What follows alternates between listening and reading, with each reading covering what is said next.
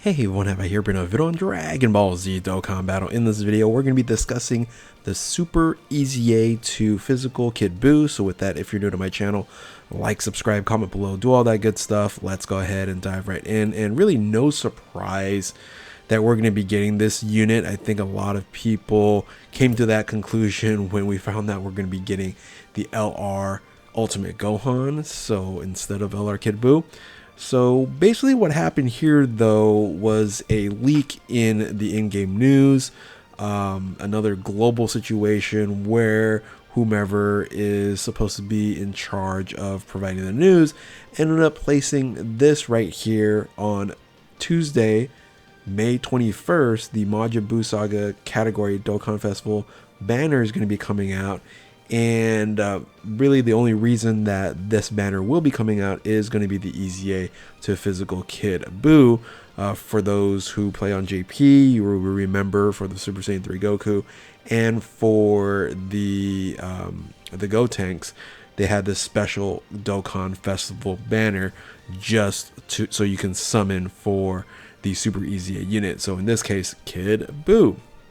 Now, this is very interesting because here's the thing. Kid BUU is basically a blank slate, and you can pretty much do anything here, and it would be better than what we have here. So the reason why Kid BUU was very popular when this unit came out, and let's go ahead actually look at when this unit came out, December 1st, 2015.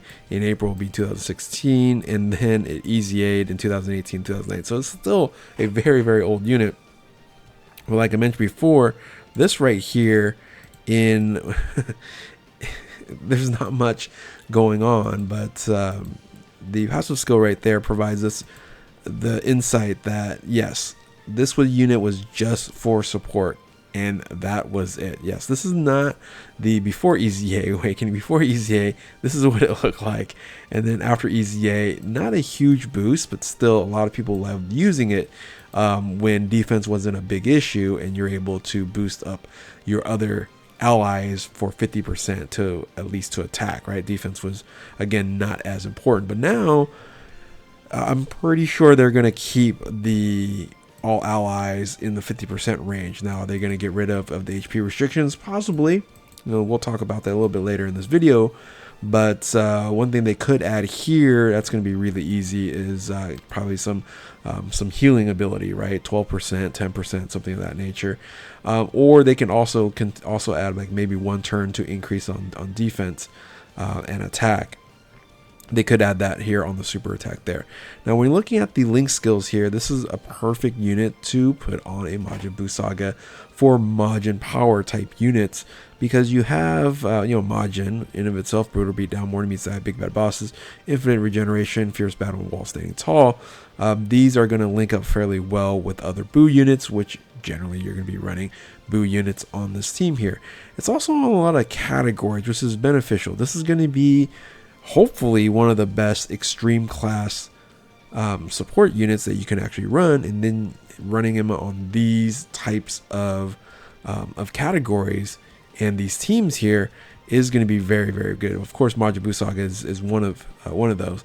Resurrected Warriors, Transformation Boost, Artificial Life Forms, Majin Power, Planetary Destruction Story Figures, their generic existence, Sworn Enemies, Accelerated Battle, Worldwide Chaos, and Battle of Fate. All these are going to be available to have this as a support slot, and again hopefully very good.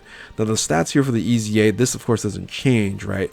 It's still gonna be 21,000 in HP, a little over 16,000 in attack, and then fairly low defense there in 10,204. So this is a unit as what we know it right now. Of course, this is going to then EZA. So I was thinking, okay, what are some options they can EZA this unit? Well, I said, you know what, leader skill, they can throw in whatever, all types, key plus 3 HP attack and defense 120%. Something like that would be very interesting. And this raises attack up by 80%. The more HP remaining, the greater attack boost. That's, maybe they'll keep that as well. But the super attack I mentioned, they could add some attack and defense, and then I can see them also having a healing ability for the super attack here. So one of the things I did was let's go ahead and look at the passive skill here and predict what it could possibly look like. So I went with the positioning of this unit, and then stat boosts, right? So again, previously or currently right now, the EZA of Kid BUU is all allies key +2, attack defense 50% when HP is 80% or above, and then all allies attack defense 30% when HP is 79% or below. So basically I'm going to kind of do away with that, and just on that last line here has all allies key +3, attack defense 50%. I think they end up providing this and no HP restriction, and I think that makes a lot of sense. Now again, you can have some HP restriction if you are going to be running a full Majin Power team or Majin BUU team. That's fine as well, but as of right now, you are going to really, hopefully you are going to get the support as no restriction at all. So be very interesting to see what happens. So I'm going to guess that we're going to get a key +3 attack and defense 150%. It could be a lot higher, right? It could be 180 or even 200%. But really what the boost is you're going to really get up here is you're going to get additional 50% to defense with each super attack performed. So if you're able to do 6 of these, you can get up to that 300%. And then on top of that, it plus an additional attack defense 50% with each attack received.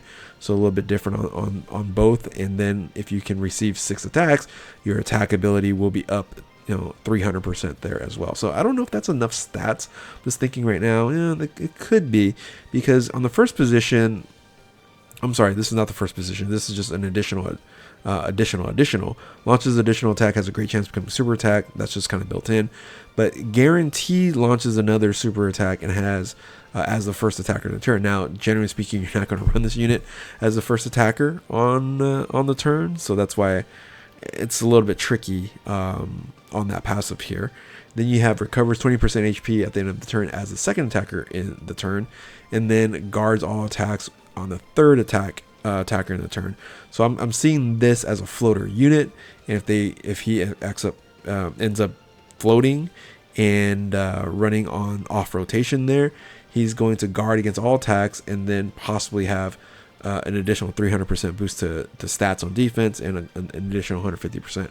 Now again, if they added I wouldn't say a stackable, right? A non-stackable increase to attack and defense on the SA, or the SA multiplying the defense there, then of course this unit becomes even a lot stronger defensively, having that extra boost on an SA. So anyway, this is kind of what I'm thinking here. I know some of you guys have a lot of crazy thoughts because again, this is a blank slate for Kid BUU. Tell me what you guys think in the comment section below and what this super easy is going to look like. This is just the passive skill that I'm talking about here, and again I went with first, second, or third position. I was thinking about going HP, or I was thinking about going like key status. If you're able to get 12 key, you get an additional XYZ boost, things like that. But I just went with this because I think this seems pretty okay if you're running in a third floater position with guarding, possibly 300% to defense, and then attack defense 150%. Again, I'm kind of scratching my head if that is actually enough when it comes to this current meta. So anyway, I'm just rambling on here. So if you're new to my channel, like, subscribe, comment below, do all that good stuff. Thank you all for watching. Keep on Dokkaning. We'll catch you next time. Later.